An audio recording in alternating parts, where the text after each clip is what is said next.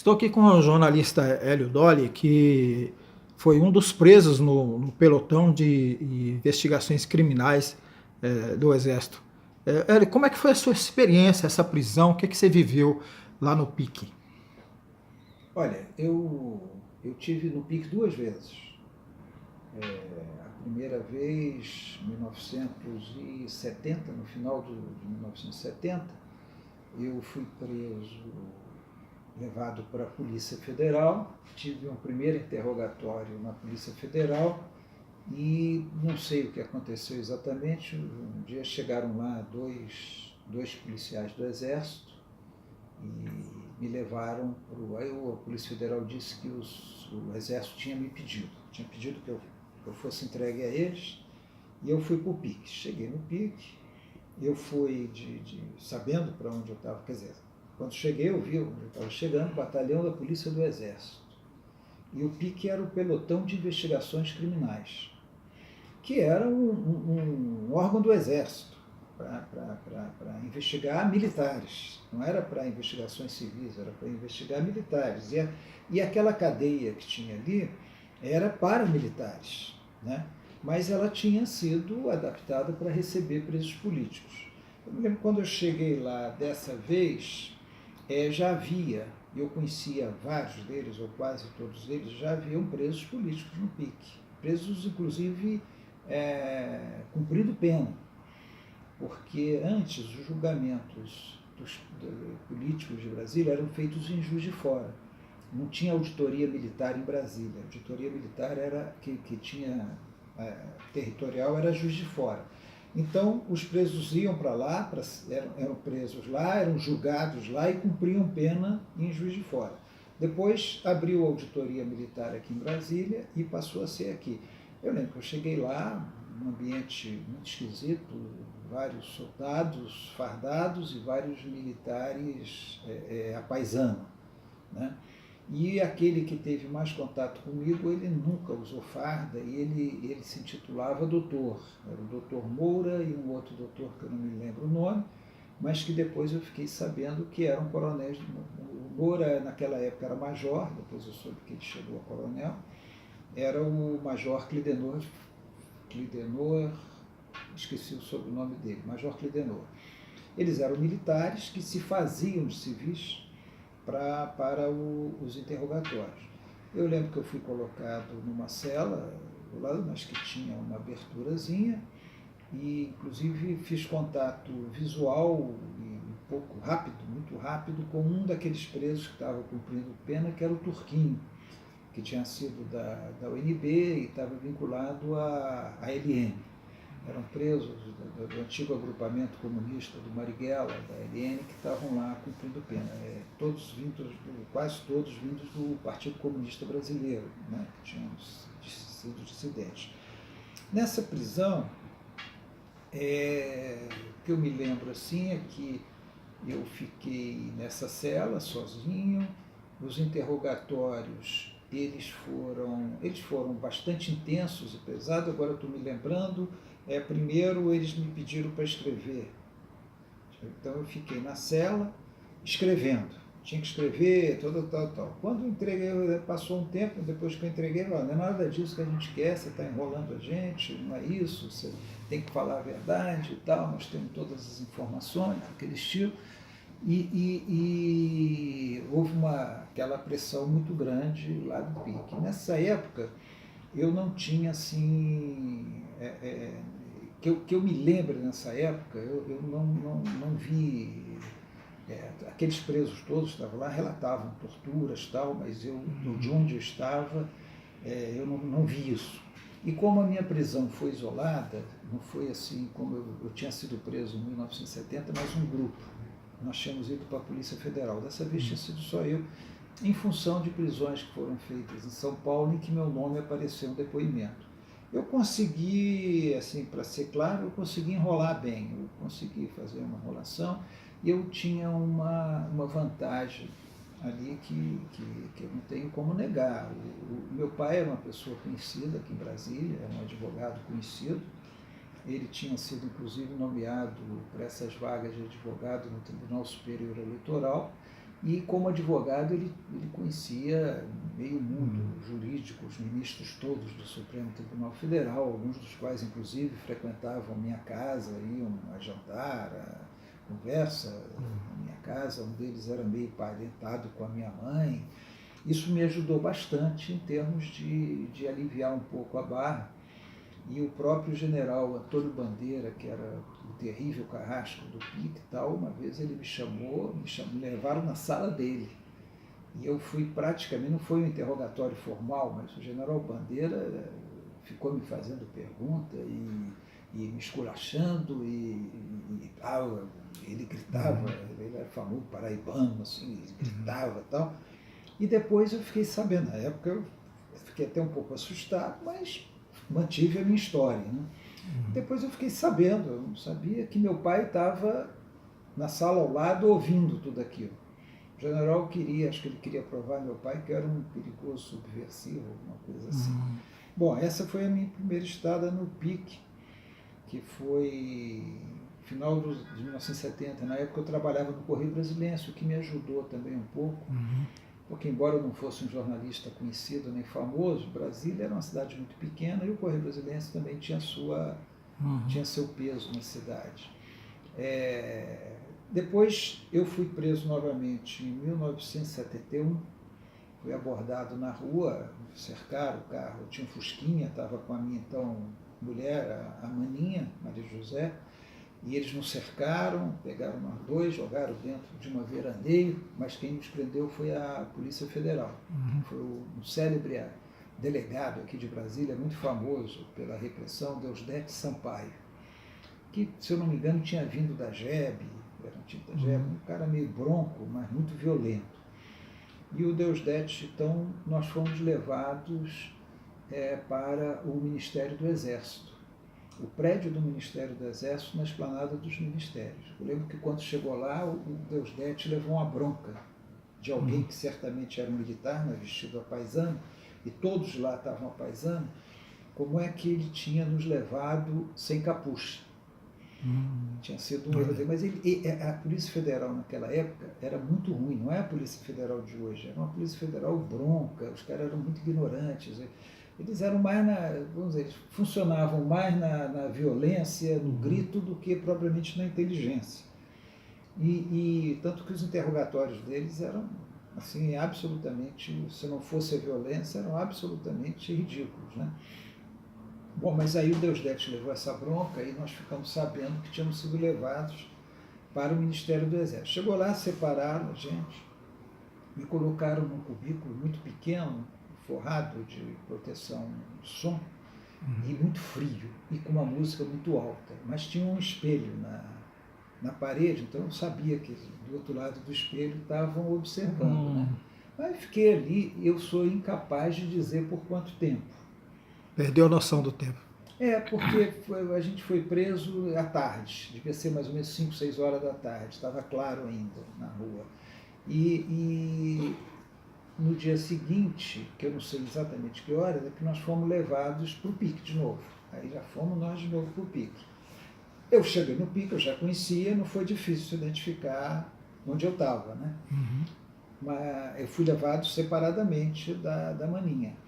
Chegou no PIC, fui colocado numa cela isolada, fechada, e dessa vez foi uma experiência diferente, porque na verdade essa prisão não era para mim, era para ela. Ela tinha sido militante da Ação Popular. Aliás, isso que eu queria perguntar, você tinha alguma militância? Tinha, eu era militante da ala vermelha do PCdoB, uma dissidência do PCdoB. Sim. Eu era, por ocasião dessas duas prisões, eu era inclusive dirigente regional aqui em Brasília. Eu era o principal dirigente regional em Brasília, por ocasião dessas duas prisões. Mas eu nunca confessei que eu era da ala. Eu limitava minha atuação ao movimento estudantil e que eu tinha... Já era clandestina, né? Eu nunca admiti nos interrogatórios que eu era militante da ala vermelha. Eu sempre coloquei minha atuação estritamente no movimento estudantil. Mas essa segunda ida minha para o PIC não foi por causa da ala vermelha, foi em função da Ação Popular. Eu não tinha militado Que na era a Ação organização Popular, da Maninha. que era da Maninha, da qual ela já tinha saído. Dessa feita, quando ela foi presa, ela já estava na ala vermelha, mas eles não sabiam que ela estava na ala vermelha. Ela já tinha deixado a Ação Popular e tinha ingressado na ala vermelha. Eles não sabiam disso e o processo, no caso ali, era a respeito da Ação Popular. Eles me deixaram lá mofando e eu não sabia de nada o que estava acontecendo. Mas eu pude ouvir gritos à noite, eu ouvia gritos à noite, havia tortura com o pessoal da PI que estava preso, que tinha sido preso. Eu saí da cela uma vez, a Maninha conta que teríamos sido levados ao Ministério de novo, eu não me recordo disso. Para mim, eu tinha saído da cela e levado para outra cela. Nesse meio do caminho, eu pude ver algumas pessoas. Pude ver algumas pessoas que estavam presas da API que eu conhecia. Aí é que eu pude ligar, porque ninguém me dizia nada. Ninguém me disse porque eu estava ali. Então, quando eu vi o pessoal da API preso, esse dia que eu acho que eu fui transferido de cela, alguma coisa assim, é que para mim ficou claro que a coisa não era comigo. Tanto é que eles não me falavam nada. Houve uma greve de fome, eu aderi à greve de fome. Eu fiquei sabendo da greve de fome porque o coletivo, que era onde estavam esse pessoal da LN, que já estava cumprindo pena, o coletivo tinha um basculante por cima, assim, uma abertura, e eu ouvia o que eles falavam lá. Eu não via, mas eu ouvia o que eles falavam. E então eu fiquei sabendo da greve de fome, eles gritaram muito alto da greve de fome, eu aderi e não sabia quando a greve tinha acabado ou não. Aí um soldado que me dizia, olha, a greve de fome já acabou. O soldado é que me dizia. Foi um dos poucos contatos que eu tive. Ele falou, a fome acabou. Aí eu fiquei sem saber e resolvi interromper a greve de fome, acho que tinha acabado mesmo. O único outro contato que eu tive, eu me lembro, isso aí foi uma coisa assim, eu me lembro de comentários jocosos que eles faziam, porque ali você tinha alguns soldados fardados que faziam a guarda, e você tinha os paisanos que ficavam andando por ali. Eu só via eles passando assim no corredor. Ninguém falava comigo, ninguém falava absolutamente nada. Mas eu ouvia uns comentários de que uma das presas estaria menstruada, com aqueles comentários bastante jocosos e tal, mas eu não sabia exatamente o que era. Depois é que eu fiquei sabendo. E um dia um soldado parou na minha cela, olhou para os lados, muito desconfiado, e falou assim, sua esposa está bem. Foi a única coisa que ele falou e saiu. E eu não tinha condições de saber exatamente o que era. Depois eu fiquei sabendo que ela tinha perdido o filho, ela tinha abortado. Né? Então aquela brincadeira toda, eu suponho que dizia respeito a isso. Aquela coisa que eles ficavam fazendo piada ali e tal. Seria o primeiro filho de vocês? Seria segundo. Segundo. Seria segundo. Mas isso eu só fiquei sabendo quando saiu. Um belo dia, me tiraram da cela, tinha um militar, que agora eu esqueci o nome, mas eu tinha até um livreto dele. Ele era um suboficial, sargento, alguma coisa assim, que também era instrutor do Detran. Ele tinha um livro sobre regras de trânsito. E eu não sei porquê, ele conhecia meu pai de algum lugar, tinha conhecido meu pai em alguma coisa, não sei exatamente porquê. E foi engraçado porque ele nos levou até a rodoviária. Ele colocou num jipe e foi ele que deixou a Maninha na rodoviária. Largou a gente na rodoviária e falou, agora vocês estão soltos e não se mete mais em confusão não, tal, não sei o quê. Aí nós ficamos na rodoviária e fomos para casa. Fomos para cá. Na verdade, acho que fomos para a casa do meu pai, que era perto da nossa, era bem perto da nossa. Então, minhas experiências com o PIC são essas. O que eu sei do PIC? A gente tem inúmeros relatos hoje de diversas torturas. Eu não fui torturado no sentido técnico do termo, física, né? Física, de afogamento, choque elétrico, eu não fui. Houve agressões, mas se a gente olhar para a época, a gente nem considerava, porque já fazia parte, né? Você ser agredido, corredor polonês, isso era normal. O problema da tortura é aquela tortura do afogamento, do choque elétrico, de coisas muito piores. Pau de arara. Fazia pau de arara e tal. mas o isolamento, você tirar sua roupa, diversos graus de humilhação que eles fazem, deixar você inteiramente sem roupa, você isolado durante um tempo que você não sabe, lá o frio, né? No caso da cela do Ministério do Exército, um clima muito frio e música alta. No PIC também eles usavam essa técnica de colocar a música muito alta, mas a gente sabe de diversos casos de agressões, de torturas no PIC, e há inclusive uma suspeita de que o Onestino tenha morrido aqui em Brasília. Isso é uma coisa que não está provada. Possivelmente no PIC. Não, se foi aqui, provavelmente foi no PIC, porque, na verdade, embora você tivesse atuação da Marinha, da Aeronáutica, do Exército, da Polícia Federal, a repressão se concentrava no PIC, porque lá no PIC funcionava o DOI-CODE. O DOI-CODE, que era o instrumento de repressão das Forças Armadas, né, o Departamento de Operações Internas, né, não lembro direito qual era a sigla, o DOI-CODE em Brasília funcionava no PIC. Então, o PIC, que era o quartel do batalhão da Polícia do Exército, em que havia uma seção de um pelotão de investigações criminais, se transformou no grande centro da repressão aqui em Brasília. Aliás, se comenta, Hélio, que o PIC seria uma espécie de trevo da repressão no Brasil, porque vinha gente do Araguaia, vinha gente de São Paulo, de Minas. Porque Brasília, né? O pessoal do Araguaia veio para cá, e a suspeita de que o Onestino tenha sido trazido para cá também, né? O pessoal do Araguaia vinha para cá, o pessoal de Goiás vinha para cá. Nessa prisão do pessoal da P, tinha muita gente de Goiás. Depois eu vi o processo, depois teve o processo, teve o julgamento, e havia muita gente de Goiás, inclusive. Eu acho que a Auditoria Militar de Brasília tinha jurisdição sobre Goiás, não sei se algum outro estado, porque na época as auditorias, elas tinham uma jurisdição, como a Juiz de Fora antes tinha jurisdição sobre Brasília. Agora, o PIC era um lugar temido, né? Era temido. Você ser levado para o PIC era sempre um motivo de... Agora, pior era quando eles te ameaçavam mandar para São Paulo. Aí eles falavam muito isso: olha, se você não falar, nós vamos te mandar para o Fleury. Nós vamos te mandar para São Paulo. Olha, fácil, pega um avião da FAB aqui, a gente leva para São Paulo, quero ver você manter isso que você fala lá em São Paulo com o Fleury.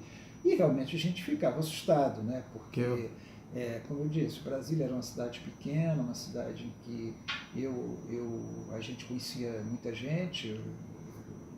Meu pai era pioneiro aqui na cidade, conhecia meio mundo aqui em Brasília.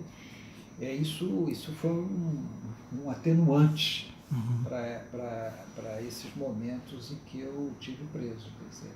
Mas era sempre assustador. Né? Ok, obrigado, Hélio. Deu? Deu, muito bom.